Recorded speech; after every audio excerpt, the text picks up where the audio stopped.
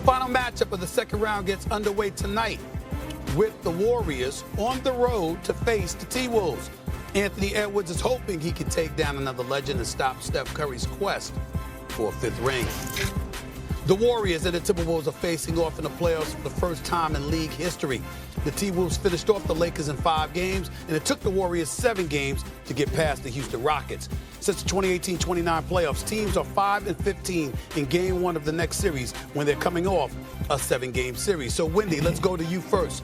Which team needs Game 1 more, the Warriors or the T-Wolves? Wendy, can you hear me? It's the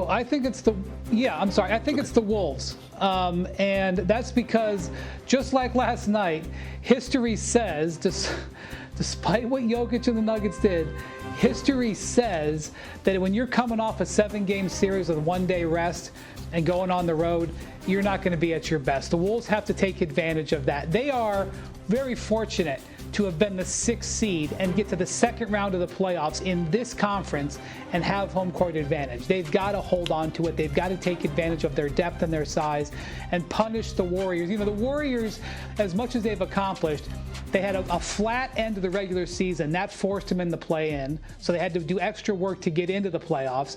Then they had a 3-1 lead against the Rockets, and they just gave away Game 5, in my opinion, and lost Game 6 at home. They extended that series. They've got to be punished for putting this extra work on, and it's got to be the Wolves. And I just say something about the Wolves. They finished the season 17-4. Once Julius Randle came back from injury and got his legs up underneath him, and once Dante DiVincenzo got over the foot injury that was bothering him throughout the middle of the season, this was really a lot closer to the team that was in the Western Conference Finals last year than was going for the first 2-3 months of the season. They have to act like a favorite. In my view, they are a favorite in this series. Act like a favorite.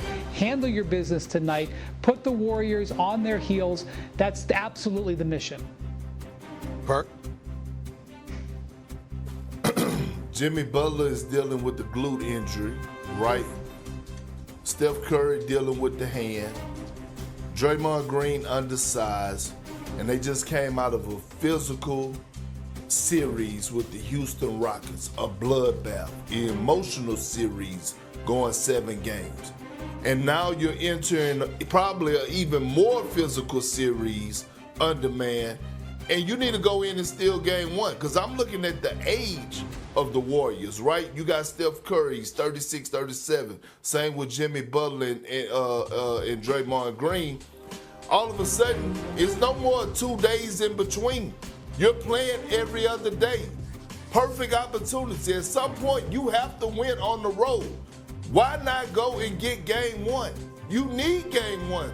Matter of fact, to put the pressure on the Minnesota Timberwolves to actually somewhat emotionally ease the pressure off of you if you're the Golden State Warriors. I think they come in, they need to send a message early, have the Minnesota Timberwolves thinking, because you're going against a confident group right now that's led by one of the, if not the most confident player in the NBA in Anthony Edwards. I feel you on that, Big Perk, but I'm a flow with Wendy on this one, because I think Minnesota having home court advantage, you need to protect your home turf. You certainly don't need to be falling down based off of all the things that you just said, Perk, because of Steph Curry's hand injury, because of the pelvic injury that Jimmy Butler had, because Draymond Green is undersized and what have you. When you look at the Minnesota Timberwolves coming into this series, they should be the favorites, considering their size and their defensive prowess, considering Jaden McDaniels and the way he's been able to defend against Steph Curry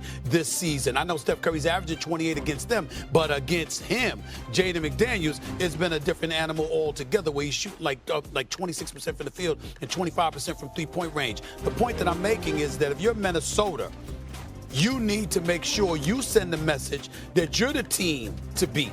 You've got the size, you've got the athleticism, you've got the defensive prowess, you've got home court advantage. You don't let Golden State roll up in there in Game 1 and put you on your heels to open the series. No, you make sure you let them know this is our home turf. We believe we're the superior team, and we're going to treat you that way, particularly in these first 2 games, and especially in Game 1, no doubt about it. That's where I'm coming from with it. What do you guys have to say about that? Perk. Well, look, this is what I'm gonna say. When you think of, here's the difference between the two series, right?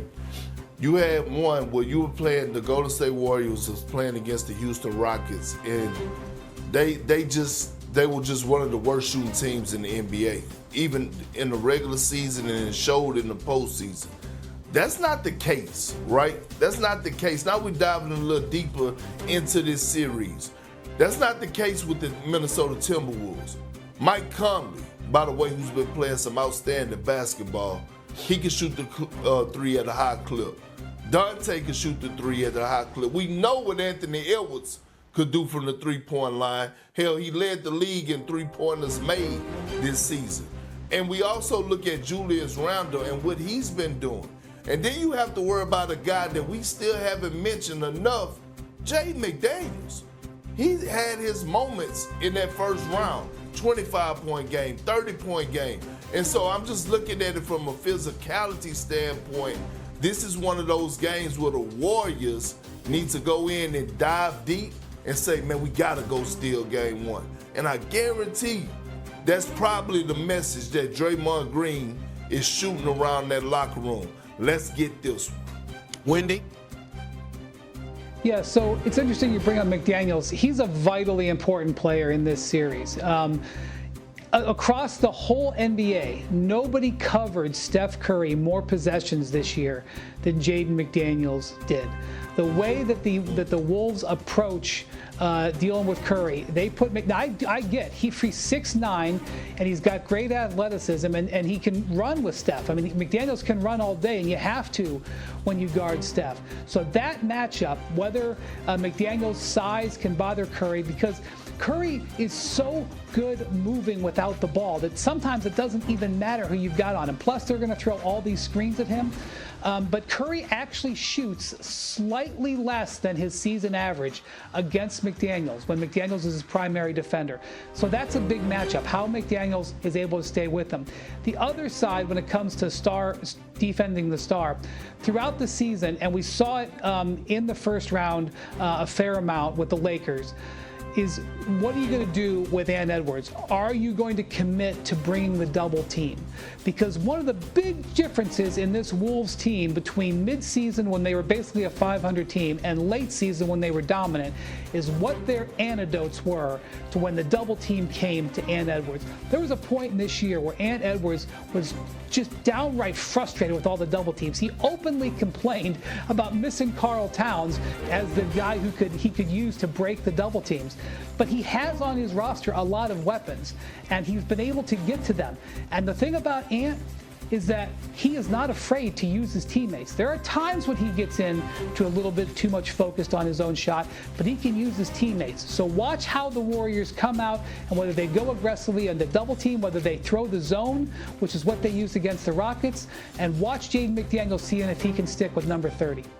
Couple of things I want to point out here before I go to break. Number one, Dante DiVincenzo averaged 15 points and 39% shooting from threes against the Warriors this season. Rudy Gobert only averaged 11.5 points, but he shot 70% from the field. So maybe you might want to attack the interior and play bully ball because that's what you want to do with an undersized Golden State Warrior squad. But I think the thing to pay attention to is how chaotic Minnesota's offense appears at times. When they're flowing, they're flowing. When Naz Reid, when McDaniels and those brothers are hitting shots, they're just a different animal. And I think that happens, they easily win this series. But they can miss. They're a roller coaster. One game they're high, another game they're missing shots, another game they're turning the ball over, what have you. I'm not talking about Ant-Man because we've seen his level of play elevate in terms of his decision-making. I'm talking about the rest of the guys. And if they're not making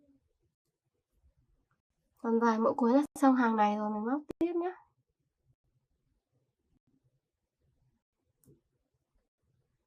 Đây móc tiếp xuống.